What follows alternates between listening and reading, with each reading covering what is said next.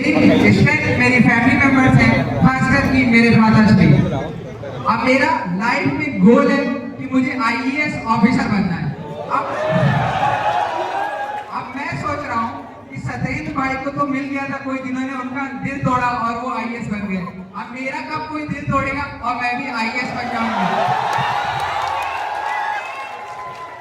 मेरा एम है कि मेरी M2 में बैक नहीं आनी चाहिए, लेकिन एक और दिक्कत है, मार्क्स तो पेड़ पर उगते नहीं, लेकिन मुझे वो पेड़ के आम मार्क्स तोड़ने तो है ही।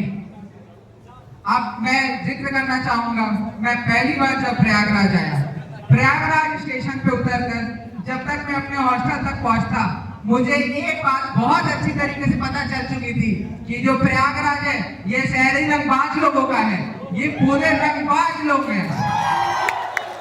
अब रंगबाजी होती भी क्यों ना होती, हर दूसरा आदमी यहाँ नेता, हर तीसरा आदमी यहाँ वकील, तो रंगबाजी तो बनती ही थी। अब जैसे जैसे मैं आया हॉस्टल, मुझे मिला मेजर कंसीव प्राइवेट लिमिटेड। ऐसा क्यों?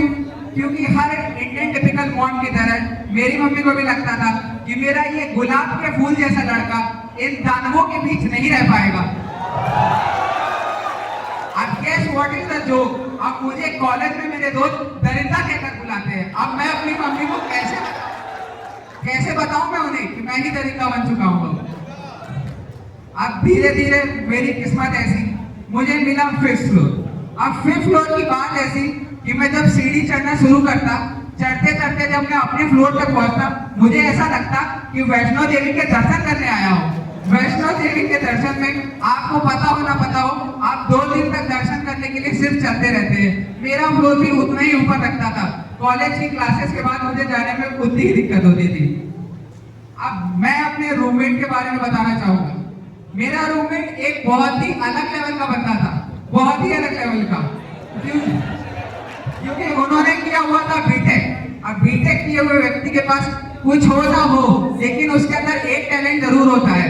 उसे दुनिया का हर एक कला, हर एक ज्ञान पूरी तरीके से मौजूद होता है। वो हर चीज में मुझे इतना ज्ञान देते कि मैं तो उनसे परेशान हो गया था। लेकिन उनकी भी एक कमजोरी थी, दिन भर तो वो पढ़ते क्योंकि वो सीडीएस की तैयारी कर रहे थे, लेकिन रात होते ही उनकी बाबू सोना का कॉल आ जाता था। बाबू सोना का कॉल आता, एक दिन तो मैंने भी सुन लिया कि मेरे बाबू ने खाना खाया कि नहीं खाया। अब धीरे धीरे हम हॉस्टल की बात करें और हॉस्टल में हॉस्टल के खाने की बात ना हो, ऐसा कैसे हो सकता है? आप में से कितने लोग यहाँ हॉस्टल में हैं? हॉस्टल के लोग, अरे खाने से तो सब परेशान है। अब मैंने प्राइवेट हॉस्टल इसलिए लिया था कि मेरा खाना तो अच्छा होगा, लेकिन जब मैं वहां पहुंचा तो मैंने देखा पीले पानी में जीरे की रेस लगा रहे हैं। अब जीरो की रेस में खाना कैसे ढूंढा जाए? अब खाते खाते मैं आगे बढ़ा। अब आपके फ्रेंड सर्कल में एक बंदा जरूर होगा जो चलते फिरते बॉलिंग करता होगा, चलते फिरते कवर टाइप मारतेगा। हाँ, ये जरूर होते हैं आपके ग्रुप में। अभी हमारे केस में ये रोहन था, रोहन भाई अंडमान से आए थे, बहुत दूर अंडमान निकोबार से वो प्रयागराज कोचिंग करने आए। अब मैं ये सोचता रहता कि ये अंडमान से इतना दूर से ये बंदा यहाँ करने क्या है, और आया भी तो ऐसी कोचिंग जिसका और डिटॉल का बड़ा तगड़ा कनेक्शन था।